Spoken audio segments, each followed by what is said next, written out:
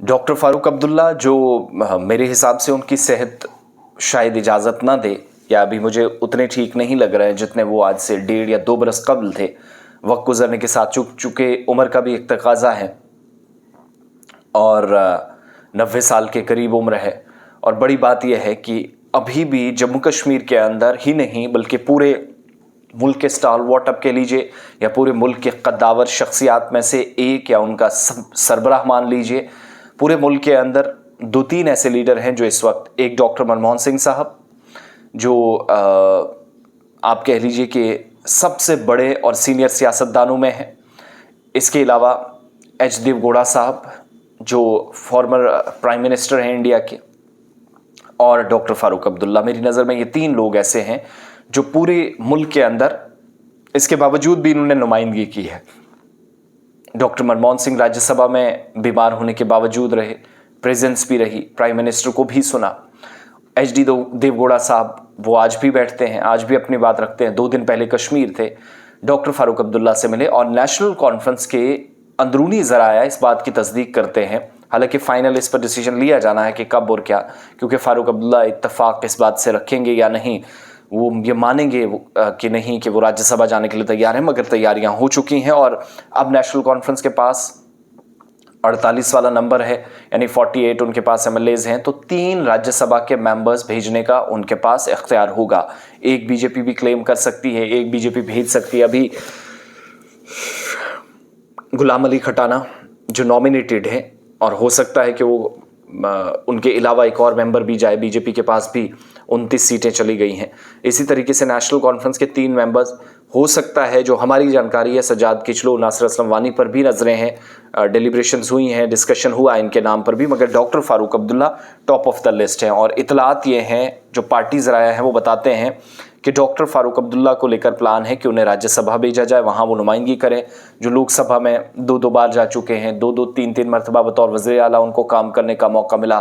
Full 6 साल के period के लिए चीफ मिनिस्टर जम्मू कश्मीर के रहे 1996 से 2000 तक। और कश्मीरी पंडितों वाला जो अफसोसनाक वाक़या पेश आया उस वक्त भी इक़्तिदार में, उससे पहले भी 84 से 87 तक, फिर 87 के बाद जो अब्दुल्ला राजीव एकॉर्ड जिसको कहा जाता है, उसके बाद वो जो 87 वाली सूरत हाल बार बार गिनवाई जाती है, धांधली हुई, वो सारे टेनियर और माजी से अब तक, यानी बंदूक जब जम्मू कश्मीर में नहीं थी, जब जम्मू कश्मीर में बंदूक आई, ये सिलसिला आज चल रहा है, ये पूरा टेनियर डॉक्टर फारूक अब्दुल्ला ने देखा है और पूरे मुल्क की सियासत को जानते हैं। तो वो एक वज़ीर आला से, अब तो उनका बेटा यूनियन टेरिटरी का वज़ीर आला बना, लेकिन डॉक्टर फारूक अब्दुल्ला कद्दावर शख्सियात और सीनियर सियासतदानों में इसलिए भी शुमार होते हैं कि उन्होंने 3 अदवार देखे जम्मू कश्मीर की।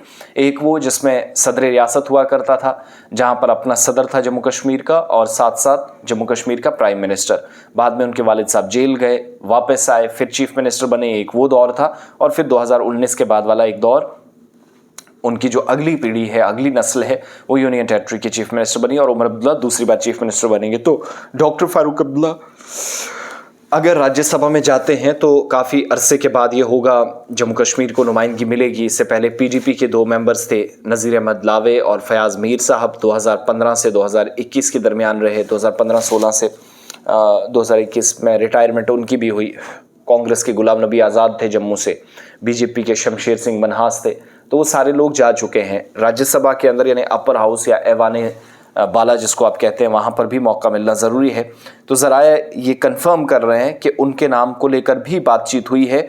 और राज्यसभा के अंदर, क्योंकि वो इस वक्त भी पार्टी को चला रहे हैं, सेहत अगर इजाज़त देती है, अभी तो हवाई ज़्यादा बातें हैं, लेकिन अगर जो उनके पार्टी के अंदर बैठकर हमें लोग बता रहे हैं ये सही साबित होता है, डॉक्टर फारूक अब्दुल्ला पहले ऐसे मुल्क के लीडर होंगे जो वज़ीर आला भी, मरकज़ी वज़ीर भी, वजारतों में काम करने वाले लोगों के अलावा राज्यसभा और लोकसभा के अंदर हाल ही में उनका पीरियड, पूरा जो फुल टाइम पीरियड गुजरा है लोकसभा मेंबर का 2019 से 24 के दरमियान, अकबर लोन साहब, हसनैन मसूदी साहब उनके साथ जम्मू कश्मीर से थे।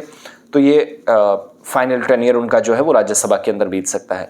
बहरहाल देखने वाली बात होगी कि यहाँ से आगे क्या चीज़ें होंगी, कैसी चीज़ें फेवर करेंगी। बुध तक हुकूमत भी बनने वाली है।